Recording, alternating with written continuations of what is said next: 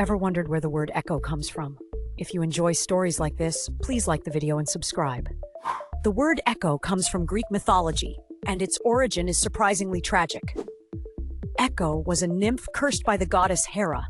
Her punishment was cruel. She could no longer speak freely. She was only allowed to repeat the last words spoken to her. Over time, Echo faded away until only her voice remained, repeating sounds across mountains and valleys. Ancient Greeks used her story to explain why sounds bounce back to us in nature. Today, we use the word echo casually, without thinking about its origin. A simple word we say every day was born from a myth about loss, punishment, and memory. Sometimes language carries stories far older than we realize. Did you know everyday words could come from myths like this? Which word should I explain next? That refreshing Coca-Cola you're drinking? It wasn't created as a soft drink at all. It was originally marketed as a cure for morphine addiction. If this already surprised you, like the video and subscribe. It gets even stranger. Back in 1886, pharmacist John Pemberton, a Civil War veteran struggling with his own dependency, created a medicinal tonic. His goal was to help people escape addiction and exhaustion. Here's the irony. His medicine contained cocaine from coca leaves and caffeine from cola nuts. It was sold in pharmacies as a brain tonic and temperance drink. A few years later, businessman Asa Candler saw something bigger. He bought the formula, removed most of the cocaine, and turned it into a soft drink. What started as an addiction remedy became the world's most recognizable drink. That yellow spread in your fridge. It was born on the battlefield. If you enjoy stories like this, please like the video and subscribe. Today, margarine sits quietly on breakfast tables worldwide, but its origins are surprising. In the 1860s, Napoleon III needed affordable, long-lasting food for his growing armies and working class. Butter was costly and spoiled quickly. He launched a competition for a butter substitute, and French chemist Hippolyte Mejmouriez delivered. In 1869, he created oleomargarine using beef fat and milk, cheap, stable, and perfect for military rations. After the war, producers switched to vegetable oils, making margarine even more accessible. What began as food for soldiers became a kitchen staple in millions of homes. Sometimes everyday foods are born from unexpected necessities. Think Coca-Cola invented the jolly red-sweeted Santa we all know? You're not alone. If you enjoy stories like this, please like the video and subscribe. The truth is more surprising. Long before Coca-Cola's Christmas ads, Santa already wore red. In 1881, illustrator Thomas Nast depicted a round, red-clad Santa in Harper's Weekly.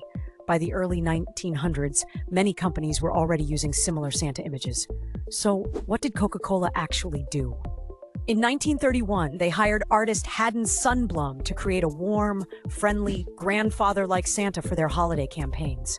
His version appeared consistently in Coke ads for over 30 years. That repetition mattered. Coca-Cola didn't invent Santa's look. They standardized it. Through massive global advertising, they fixed one image of Santa in the world's memory. Sometimes the greatest influence isn't invention, but amplification.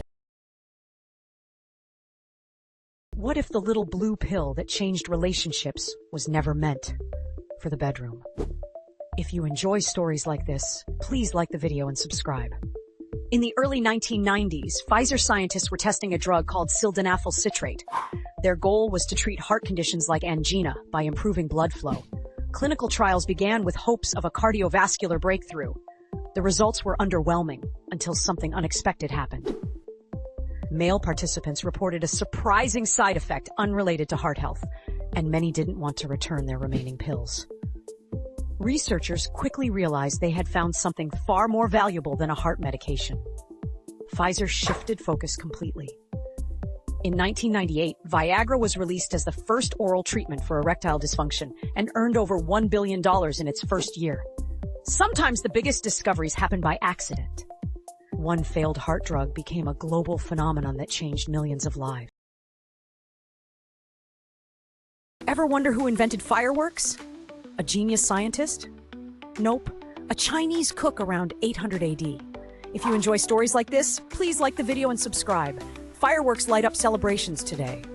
But their origin was pure accident. Legend says a curious cook mixed 3 common kitchen ingredients: saltpeter, sulfur, and charcoal. Harmless on their own, but when heated inside a bamboo tube, the mixture exploded. Gunpowder was born. At first shocked, the Chinese soon saw its potential. They filled bamboo with gunpowder and threw it into fires during festivals, believing the loud bangs scared away evil spirits. Over time, this kitchen mistake evolved from simple firecrackers into the stunning fireworks we know today. Sometimes the biggest discoveries come from the most unexpected places. Every time you hear a police car or ambulance rushing by, you're actually hearing an echo of ancient Greek sailors' worst nightmare. Strange, isn't it? Today's sirens warn us of danger and save lives. But they're named after the sirens, mythical creatures who use their enchanting songs to lure sailors onto deadly rocks. These half-bird, half-woman beings were so captivating that no sailor could resist their call to destruction. So how did a symbol of death become a life-saving device? In the early 1900s, engineers needed a name for their new acoustic warning systems. They chose siren because both produce irresistible attention-grabbing sounds. The difference? Modern sirens warn you away from danger instead of drawing you toward it. It's the ultimate irony. A word that once meant certain doom now means help is on the way. The creatures who sang sailors to their graves now save lives every single day through their namesake. That bouncy toy you played with as a kid? It was supposed to help win a war. During World War II, America faced a critical rubber shortage. The military desperately needed synthetic alternatives for everything from vehicle tires to boots. Engineer James Wright was working in a General Electric lab, mixing silicone oil with boric acid, hoping to create the perfect rubber substitute. What he got instead was a complete failure. The pink blob bounced when dropped, stretched like taffy, and copied newspaper print. But it couldn't replace rubber at all. For years, it sat useless in laboratories until toy store owner Peter Hodgson saw its potential in 1949. He packaged it in plastic eggs and called it Silly Putty. The failed war material became a sensation, earning millions and even traveling to space with Apollo astronauts. Sometimes our greatest innovations come from our most spectacular failures.